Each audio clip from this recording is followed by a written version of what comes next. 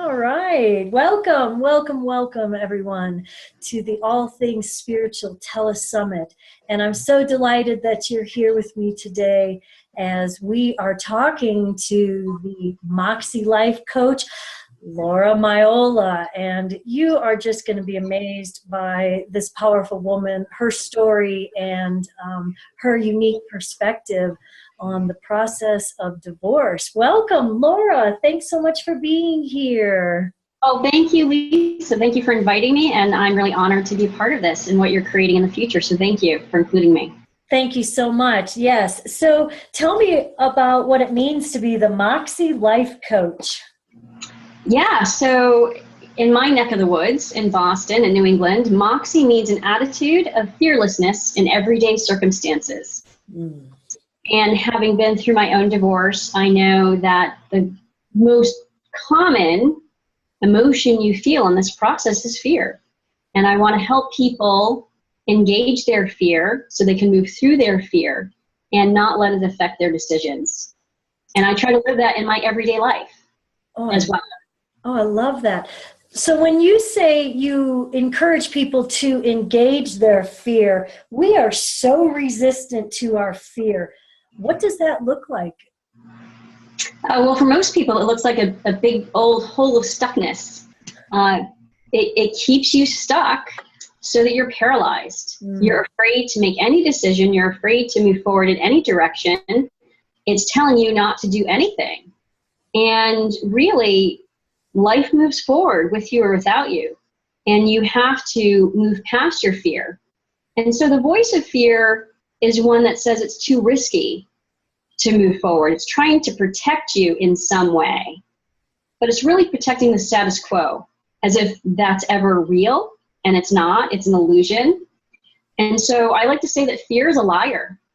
It's telling us all the worst things we can imagine without showing us the true possibility of what we can create when we are in our power. Oh, that's beautifully put. Fear is a liar. Wow. So tell me a little bit about your journey up to this moment in time where you are the powerful, dynamic, healing helper that you are. Well, thank you, Lisa. It's been a long journey. I was married in the year 2000. I have two wonderful kids, two wonderful boys. And I realized, gosh, it's going on, 7 years now, 9 years into my marriage, that I had lost myself. I had lost myself in the idea of what I should be, what a marriage should be, with the house and the car and the 2.4 children and the corporate job and global travel. And it got to a point where my husband was hospitalized.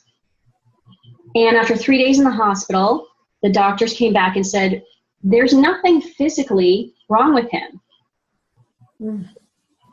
And so clearly there was some mental health issues and he was unwilling to address it. I was pregnant with my first child. And I said, okay, you need support and love and help. Quit your job, take care of our child for the first couple months, and then, you can go back to work. He never went back to work. 7 years later, he never went back to work. So I was working in corporate America. I had the first child, I had a second child. And I was in business development. I was a vice president of business development, and I was flying around the world. I used to do day trips up and down the East Coast, 3 days a week, every week. And it was really difficult to shoulder the responsibility of the house, the home, the children, the finances, all by myself. So he was at home. He did not cook for our children. He did not clean the house. He did not bathe our children. And it got to a point where I said, you know what? It's me or you. Like, I am cracking. I am literally, figuratively, in my spirit and soul cracking. I cannot continue under this pressure. And he'd always said, well, my problems are our problems. So if I go see a therapist, you need to come with me. So I finally said, okay, let's do it. Because I can't keep doing this anymore. There's no more me here. I've given everything I have to give. I've lost who I am. I don't know who that person is anymore because I've been giving to you and to this idea of what this should be for so long. And we saw this therapist, and she pretty much told him that he was clinically depressed and he needed to see a psychiatrist. He needed to be on medication.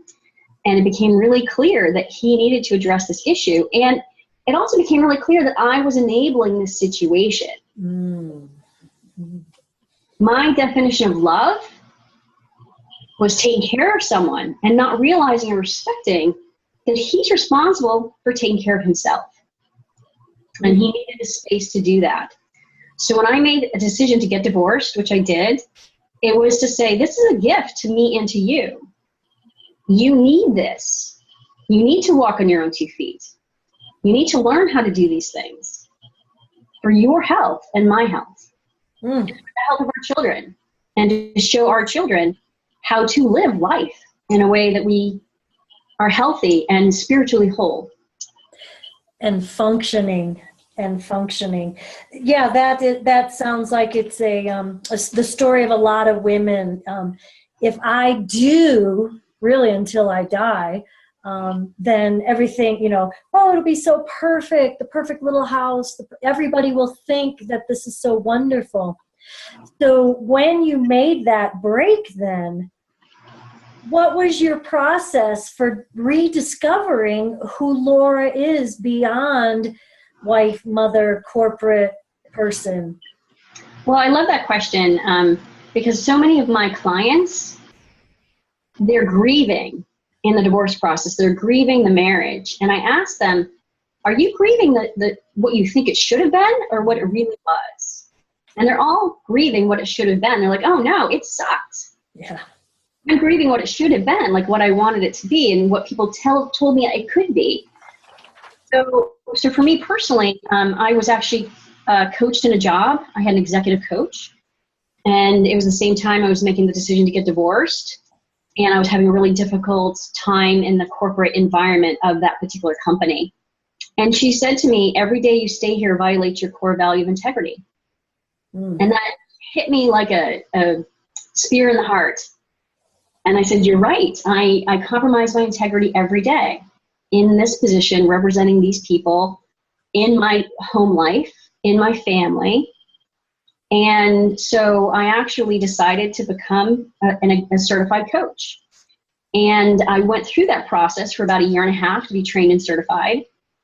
And ironically, I didn't realize until after my divorce was finalized that I had actually started training as a coach the same month I hired lawyers to get divorced. Oh, that is very ironic. The universe works in mysterious ways, doesn't it? It did. And what happened is it took me 1.5 years to get certified and trained as a coach. It took my divorce 2.5 years, so a lot longer. And when it was finally over, I said, wow, like, I don't want to celebrate. It's so anticlimactic. I don't feel good about this. I'm really sad. And I didn't know what to do with those feelings. And I actually decided to, even though my divorce was final, I went to a divorce support meetup group to sit and listen to what other people are experiencing in the divorce space. I've been coaching, doing executive coaching, leadership coaching at that time. And I heard just very traumatic, harrowing stories. One woman in particular, I'll never forget, she was living in her car with her children in a Walmart parking lot because she lost everything. Was still in the court system fighting for her and her children. And I was so angry at, my situation, what had happened to me with my lawyer and his lawyers and the court system. And really, as individuals, we're thrown into this process with no knowledge of what to expect, no knowledge of how to go through this better. We're relying on lawyers who really create more drama to generate more billable hours to charge us more money because it's a business for them. Right. And I thought, in that moment, I made a decision. I said, I am re-engineering everything. I'm focusing on divorce. I'm helping these people. They need help. They need someone to not only help them get off the emotional roller coaster, but someone who's going to help them with the legal process, someone who's going to help them financially so that they make better decisions, get better outcomes, can save money, and can feel proud of who they were in this process and not regret the whole thing. And that's why I do what I do. Oh, that is phenomenal. You know, and so often through our spiritual process, whether we realize it or not, it is those dark nights of the soul that propel us really to purpose. And so through that journey, and now you are living that purpose every day.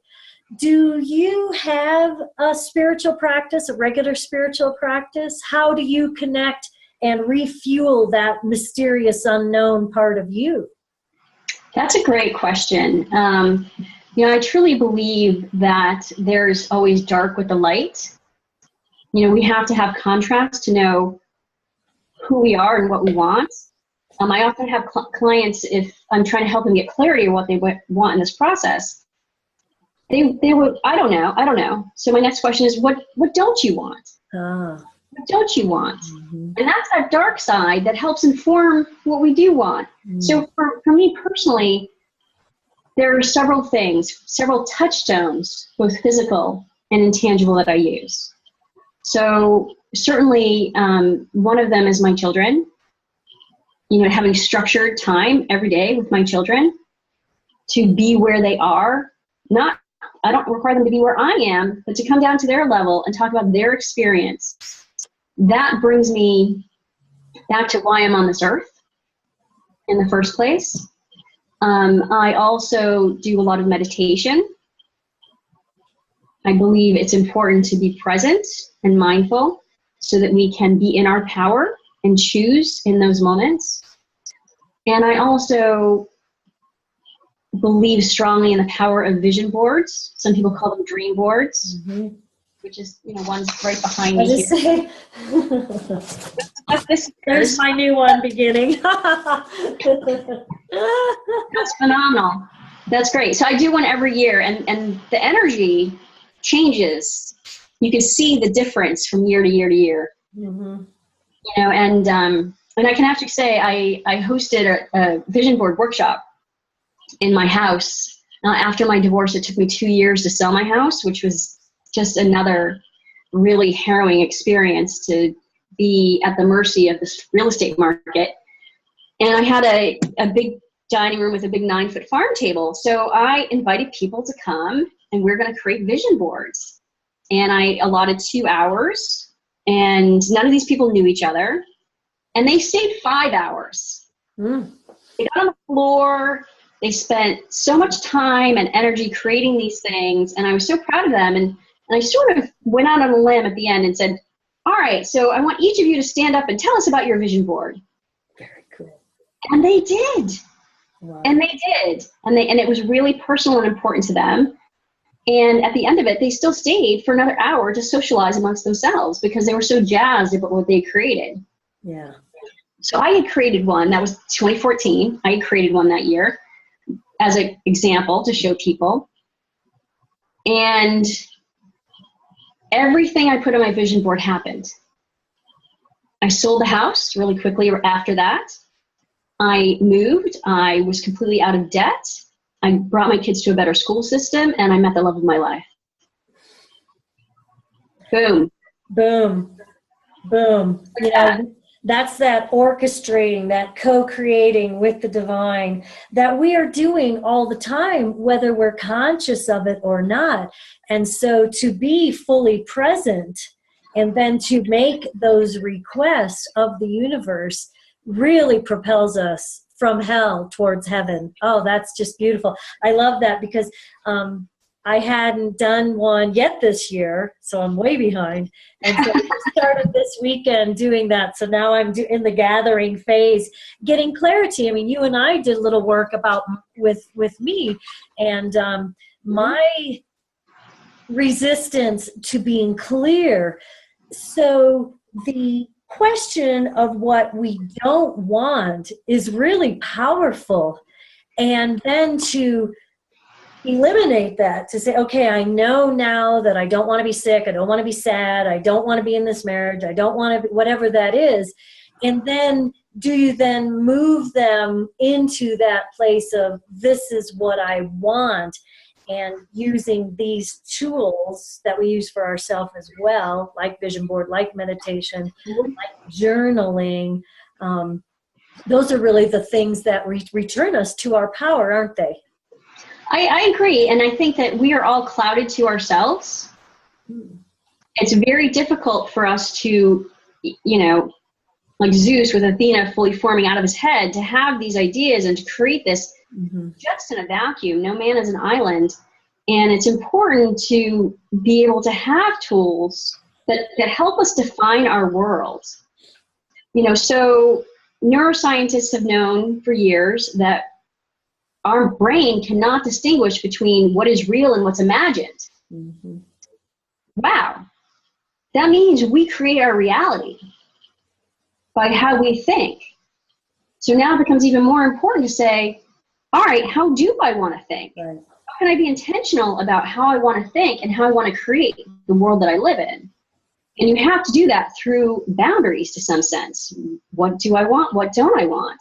Mm-hmm. And then as a coach, there are other tools that I use that are especially useful for people going through divorce. We do a lot of work on negative self-talk, inner critics, saboteurs, in terms of really understanding that when we hear these voices telling us what we can't do, what we shouldn't do, what we should be afraid of, our body's reacting, but it's just trying to tell us, hey, pay attention to this. And our saboteurs lock onto those things and interpret them and twist them. And then we react to those voices. And when we react, we gave away our power. There it goes. It's gone. We just gave it away. We gave it away. We're no longer choosing for ourselves. We're reacting to the circumstances around us. And in a divorce, we are not defined by our circumstances. As people, we're not defined by our circumstances. So reacting is never how I want my clients to deal with the world. I want them choosing from their inner wisdom, their courage, their compassion, their clarity. Mm. And to know the difference, you have to explore the saboteurs to find your wisdom.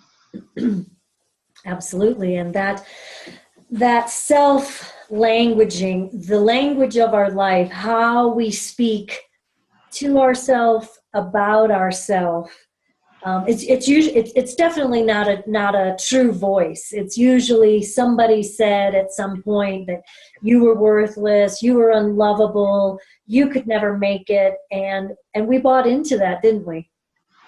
Everybody does. Everybody does. Everybody carries these stories. Yeah, but they're just stories. They're just stories.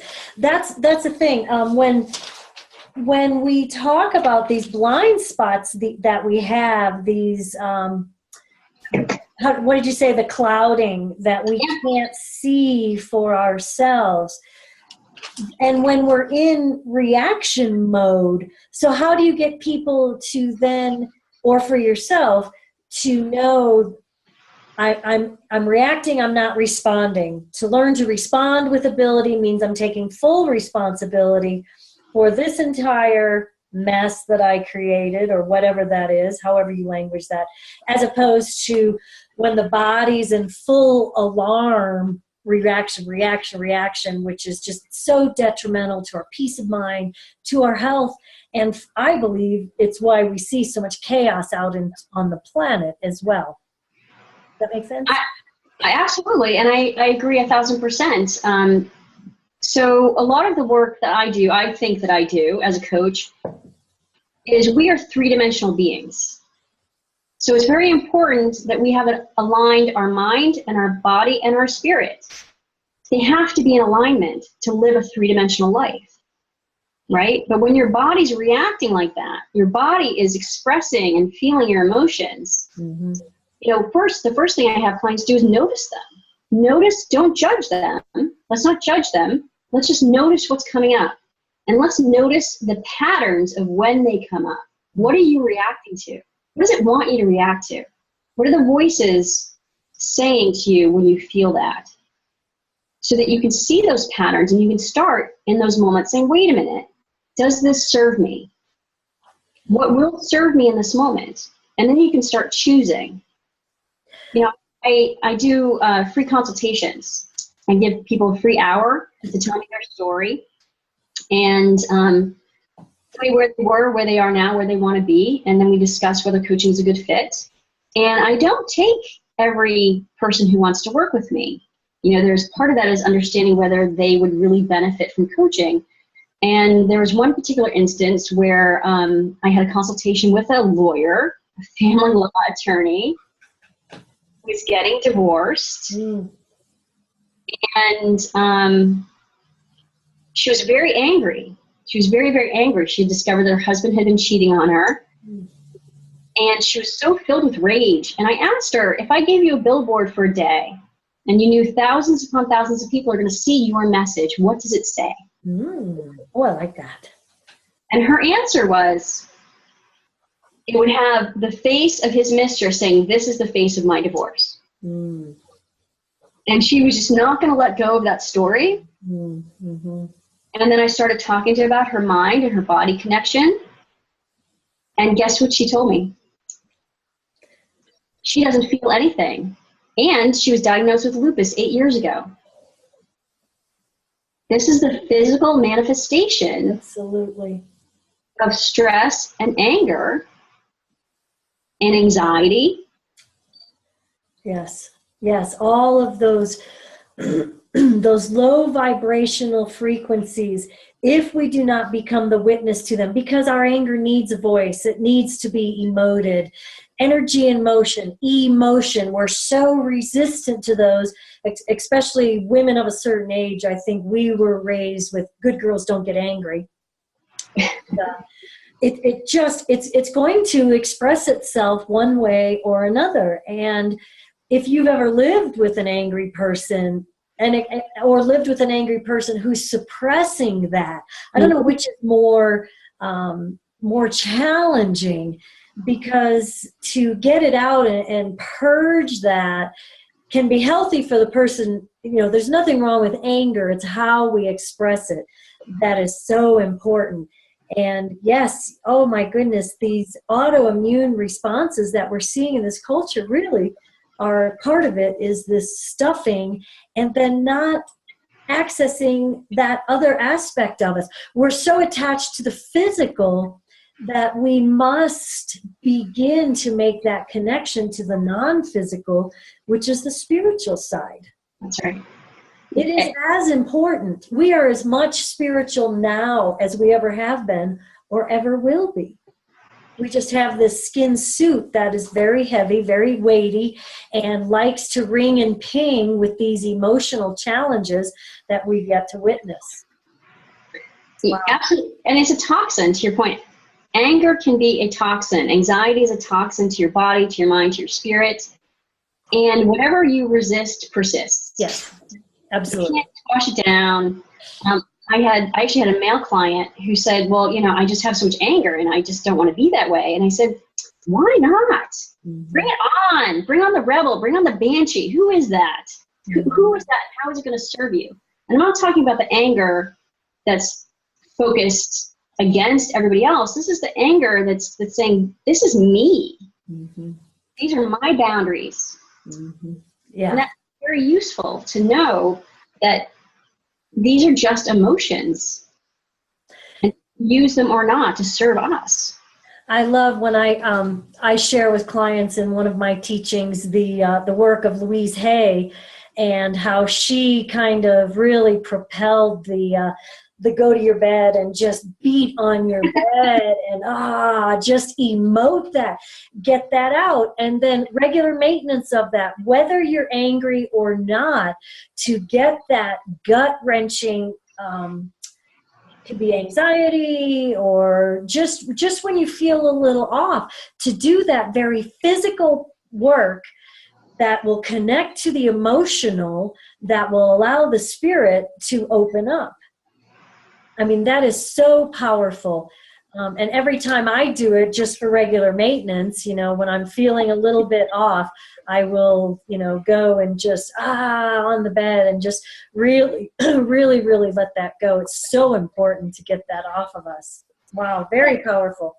So in your daily work that you're continuing to do for yourself as busy mom and entrepreneur, and you let's talk about the importance of that, creating that time for yourself through your meditation practice, and how your self-care presents itself on a daily basis. Well, that's a great question, because it's a constant challenge in a lot of ways.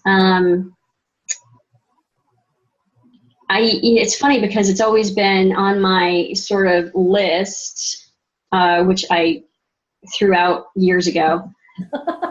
I threw out the physical list, but it's still here. And it's, I need to create more intention around that block of time. And I've slowly been working into it, because it hasn't been it hasn't been a hard and fast thing. It's been much more fluid.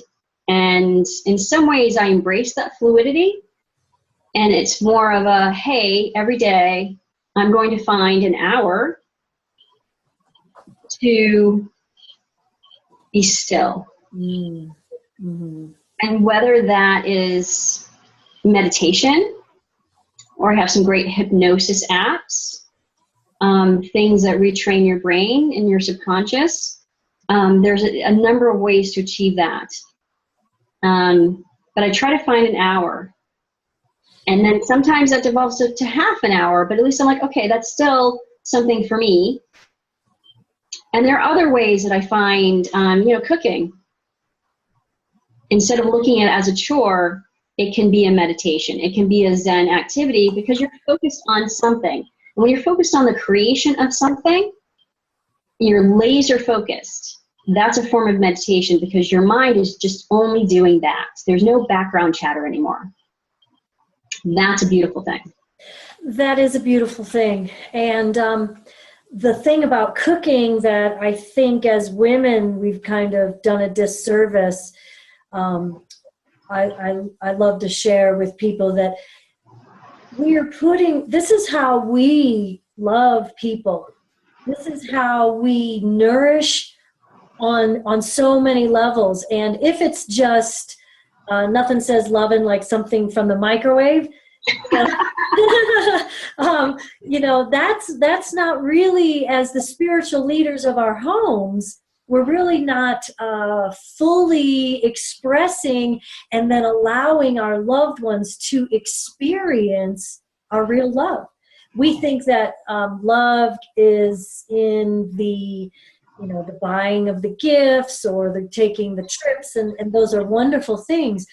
But the time spent in creating nourishment, body, mind, and soul, is so huge. And yeah, I love to be in the kitchen, especially when I have people to cook for. It's usually just my husband and I. And sometimes he just gets, whatever he gets, and he's okay with that. But when, to really put our love in the stirring of it, in the creating it, in when the people, the smiles on the faces, I love that. I think that is so important. And to create that time, and what I share in The Goddess Returns to the Kitchen, I think that is so important. We are the goddesses in our kitchen. We're the goddesses in our homes. And that is part of that self-care, to nourish ourselves so well. Well, and I know that on a very intimate level, Lisa. Another personal thing I'll share with you that I don't often share, I don't think my clients even know this, that, I was still juggling so much. After my divorce, I was building my coaching practice. I was still working in corporate America. I still, was trying to sell this house. And there was so much going on. And I had health issues. The right side of my tongue went numb. And then the bottom of my chin went numb, and it went up my cheek. And My doctor said, I think you have Lyme disease. And I said, I don't think so. I want to get an MRI. And he said, no. You don't need that. We're going to put you on these high-powered antibiotics for 6 weeks, which were by far the worst possible thing I could have ever done. And I was sick throughout most of it and couldn't be outside at all ever because I would just burn immediately. Oh my God. And I had to ask 4 times for an MRI. And when the MRI came back, it confirmed that I had MS. And to me, this was the universe kicking me in the ass, saying, you need to take care of yourself in a different way. Mm-hmm. You cannot live like this in a different way. You cannot do this job while trying to take care of these people, while trying to take care of your children, while trying to sell this house. And everything stopped for me. Everything stopped. And what's ironic is that in my corporate world, I was actually working in life sciences and clinical trials, and I knew a lot about MS. Luckily, I don't think a lot of people do. And I changed how I eat. I changed how I live. I spent a lot of that summer at the beach because I lived right next to vitamin D. Yeah, and I get a lot of vitamin D, but a lot of it, as far as I'm concerned, is related to our stress, our anxiety, trying to control our world. And it's also in our gut. It's the preservatives in our food. It's the chemicals in our food. It's, how far away we've gotten from clean eating and from, eating from the source. And so that was what was needed in my life to say, you need to take care of that on a different level. Mm-hmm. And I made all those changes. And what was great when I met the love of my life after this divorce, I knew it. I knew exactly. On the 4th date, he sent me an email after he found out I had MS saying, what can I cook for you? Oh, yep. Food is medicine. What can I send me books for me to read? Tell me what I can read so I can cook for you. Wow. And that was huge to me in my life. And we cook together.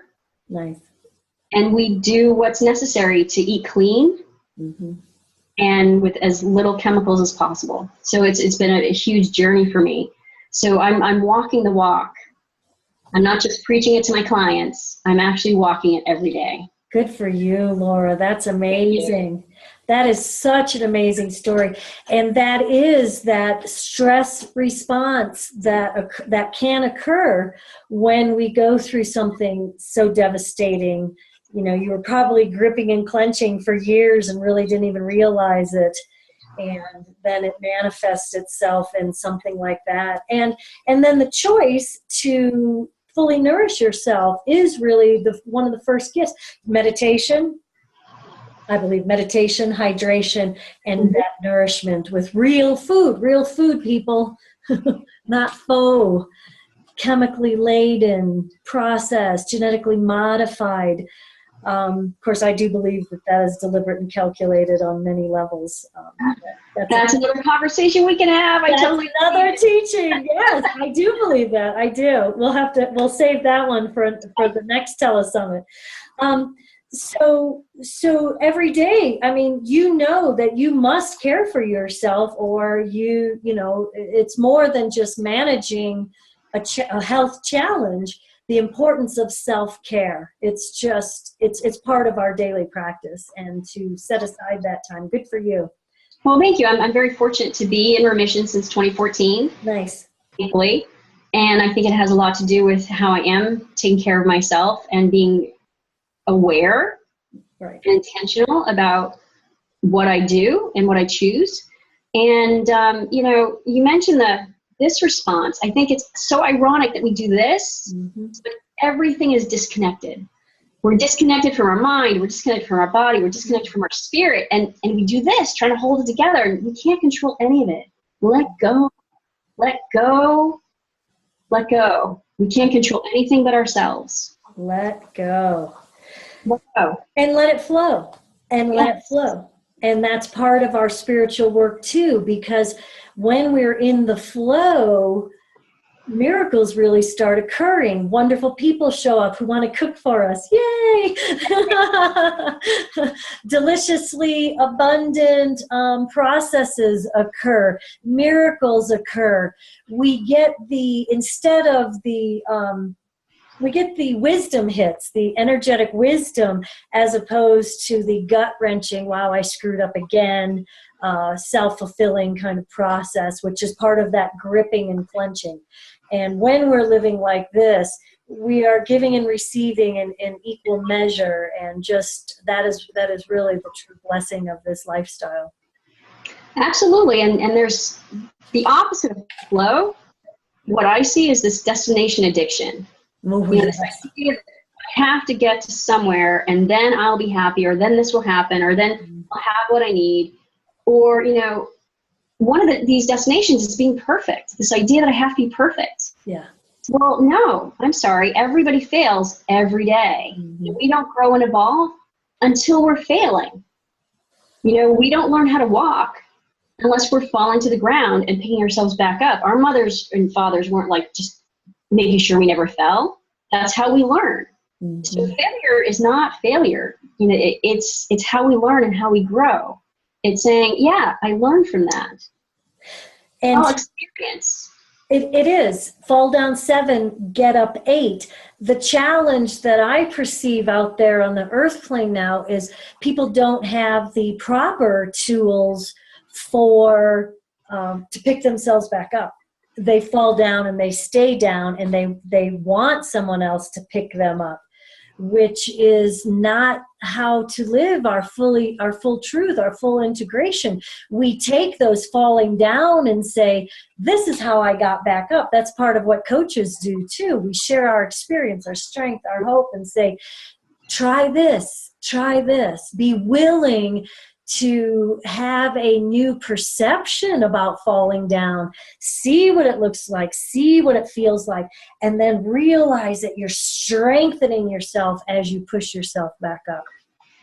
Yeah, exactly. And I think that speaks to the very fine distinction between a therapist and a coach, in the sense that, the underlying assumption of therapy is that there's something broken that needs to be fixed. Mm-hmm.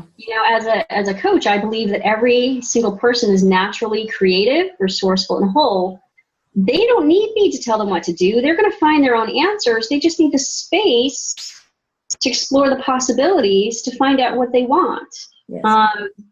So I believe that everybody can pick themselves back up.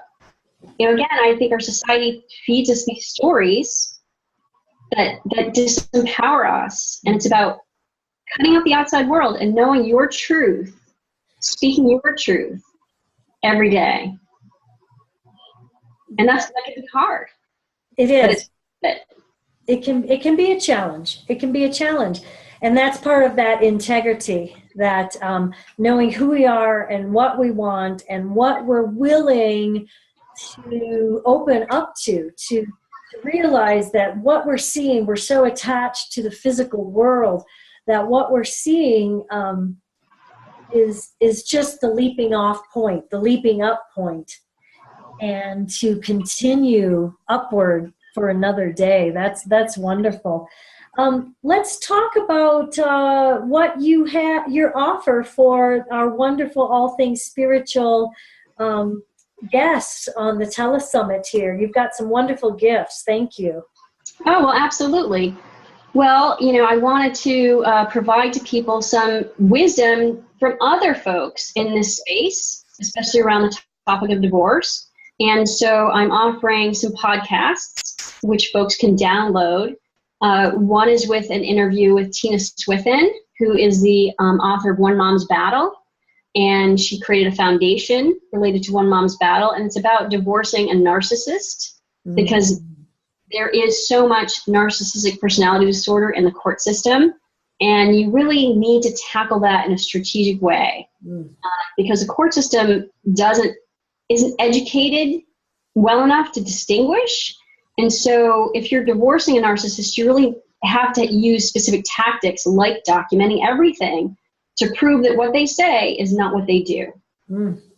So there are tips and tricks in that interview to help people.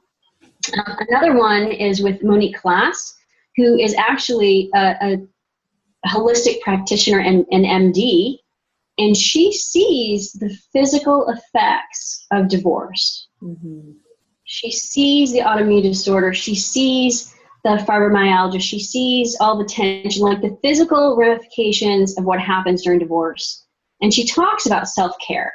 She talks about what's important in getting the help that you need, but in things that you can do for yourself. So those are really important nuggets of value for being able to navigate this process better. That's great. Yeah, because all of those things that you mentioned, on a spiritual level, we're talking about root chakra, home, family, tribe, career, safety and security in the world, and money. And each of those experiences are really rocked. And so many times when I imagine you see a lot of this, that people are sometimes just recreating what they experienced as young people. They just were never able to fix it for themselves. So when that root chakra gets tested again as an adult, that's really when you see the autoimmune responses. And so that sounds wonderful. I listened to the other one on the narcissist, and yeah, I'll look forward to listening to that one too, because I'm always thinking in connection with the spiritual cause. I believe that there's always a spiritual cause to every physical manifestation in our body, in our world. So, I love that. That's fantastic. Well, thank you. There's actually a third one as well, on self-empowerment, which is me interviewing Kristen Eichel, who is an actress, a supermodel, but she's also a master yogi and a doula. And her whole focus is on really self-empowerment through the body, through how you care for the body, through how you bring other beings into the world with your body, and empowering yourself through these. And she had been through her own divorce. So she's actually looking at divorce through what she knows from her perspective, and how, what tips and tricks she used to help her through that, and how she's helping other people. And so that was a great conversation. And I've been blessed to have had these conversations with these fantastic women who are making a change in the world. It's fantastic. That's wonderful. And then your journey too, what a inspiration you are, because it's so important that we as women, that we heal ourselves, that we come to integrity, so that the world at large can heal too, because it will only happen through the work that we're willing to do ourselves, and then it reverberates outward. And you're setting a great example for your sons on what it means to be a powerful, dynamic, whole woman living a whole life. And that's so important as a role model too. And the most important job you do is that, being the mother to those beautiful children of yours. So that's awesome. Oh, well, thank you so much, Lisa, because I agree. And, I have a few key cornerstones to my divorce coaching practice. One is that divorce is a gift. If you're in an unhealthy relationship, it's a gift to you and your partner to find a fulfilling life, even if it's not together. Even if you get divorced, doesn't mean you can't come back together at a different stage or different time in your life when you're more ready for that with them. And I also believe that you are a family. Regardless of a marriage contract, you are a family, and you can preserve that family if you're intentional about doing that. And the other one is, we're not here to shield our kids from change. Our jobs as parents is to teach them how to be resilient in the face of change. Mm-hmm. That's my job. That's beautiful. That's my job. And I'm trying to teach other people, the people who say, I'm staying together for the kids. I'm sorry, your kids know there's a problem. Right. They sense it. They know it in their bones. This is about showing them who they can be by showing them who you're going to be in your life every day. The choices that you're making, that they're going to look up to you and say, I get it. They might not get it when they're 5, 6, 7, 8, 9, 10. They're going to get it when they're adults. They're going to get that you made hard choices so that you could blaze a path for them to lead their life. And I really believe in that strongly.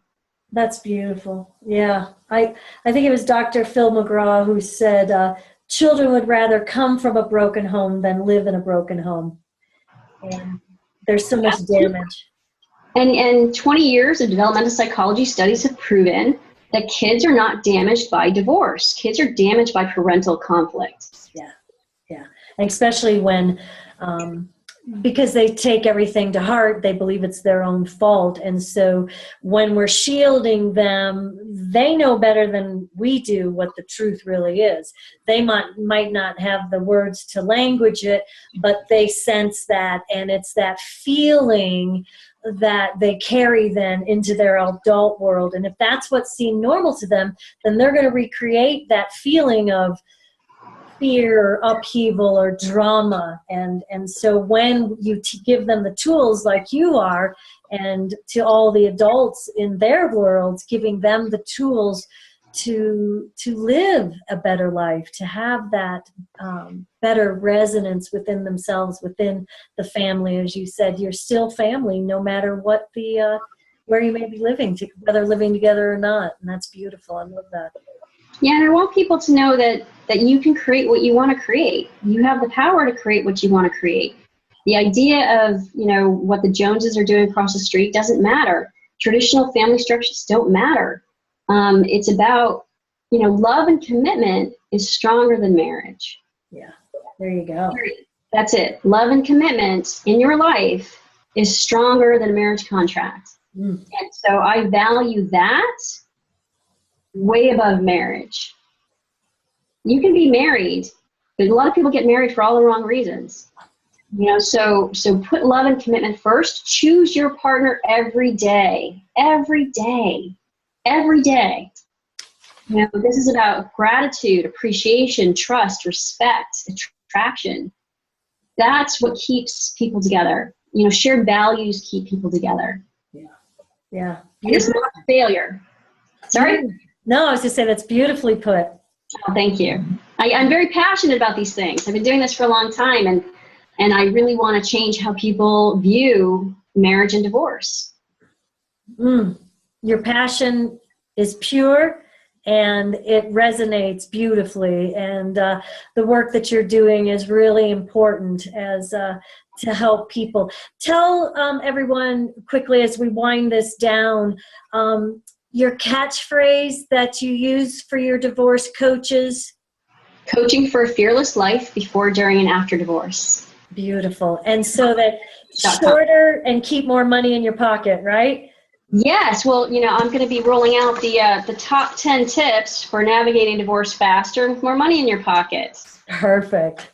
Yes, I'm rolling that out as we speak. So, because you can save a ton of money by making smarter choices in this process.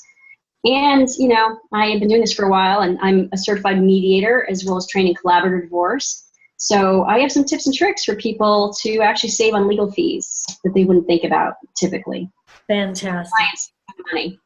Oh, that's wonderful. Thanks, Laura, so much. And everyone, please make sure you sign up for Laura's free gifts below. And thank you all so much for being a part of this portion of the All Things Spiritual Telesummit. Take these tips and tools and tricks and use them in your daily life to empower yourself, heal yourself, and set a better example for everyone in your life. Better and better every day. Namaste. Thank you so much. Take care.